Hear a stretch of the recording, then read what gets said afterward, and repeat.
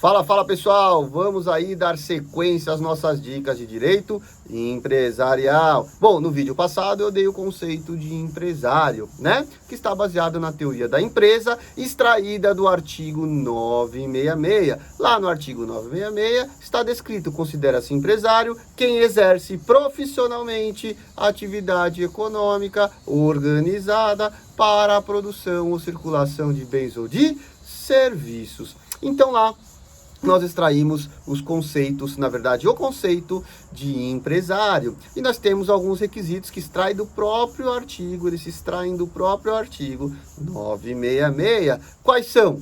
São os requisitos da profissionalidade, os requisitos da atividade econômica, os requisitos da organização e da produção ou circulação de bens ou de serviços. Então vejam os senhores que, se o exercício da atividade se enquadrar e preencher esses requisitos, considera-se empresário ou empresa aquela atividade. No entanto, o que nós vamos falar hoje? Nós vamos falar hoje o seguinte: vejam os senhores, e se alguém se enquadrar naquelas atividades do 966, mas não for considerado empresário, isso é possível?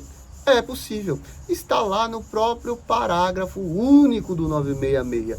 No próprio parágrafo único, que está escrito que não será considerado empresário quem exerce atividade intelectual de natureza científica, literal ou artística, ainda que com a colaboração ou o concurso de auxiliares, salvo se constituir elemento de empresa. É isso que está no parágrafo único. Esses são os denominados profissionais liberais. É isso que os senhores têm que anotar aí, que a primeira exceção ao conceito de empresa são os profissionais liberais, que são esses que estão no parágrafo único do 966. Ainda que ele exerça aquela atividade descrita no 966, preenchendo todos os requisitos, ele não será considerado empresário. Por quê?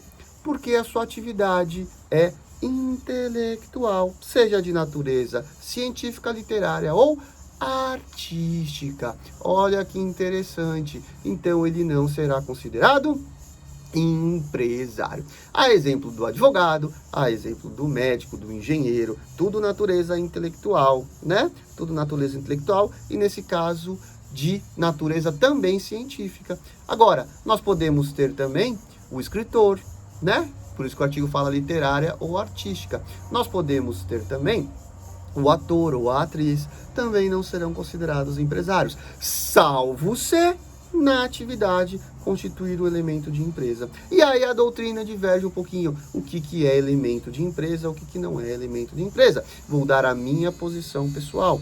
Constitui elemento de empresa quando essa pessoa, esse profissional liberal, ele deixa de lado o exercício da atividade intelectual e visa tão somente a obtenção de lucro. Ele não une essa atividade intelectual para que venha a obtenção de lucro. Não, ele simplesmente isola e foca-se na obtenção de lucro. Um advogado, por exemplo, que só vende serviços jurídicos, não executa, seu escritório só serve para intermediar, na minha opinião, não é considerado empresário, porque ele deixou de lado o exercício da atividade econômica. Isso, na minha opinião, constitui elemento de empresa, né? Constitui elemento de empresa.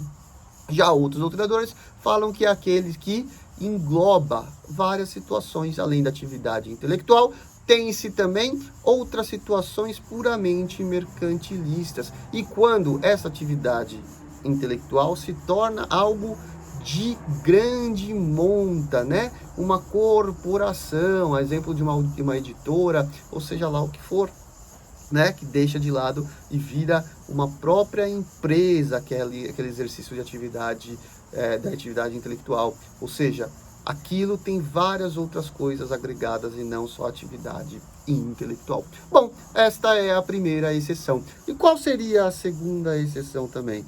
A segunda exceção nada mais é do que o produtor rural. O produtor rural, isso. O produtor rural, de acordo com o artigo 971, ele também não é considerado empresário.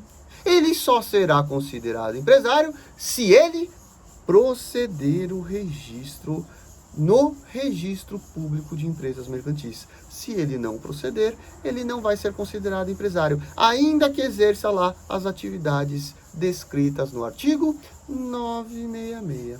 Professor, então você está dizendo que só é considerado empresário quem efetivamente procede o registro? Não.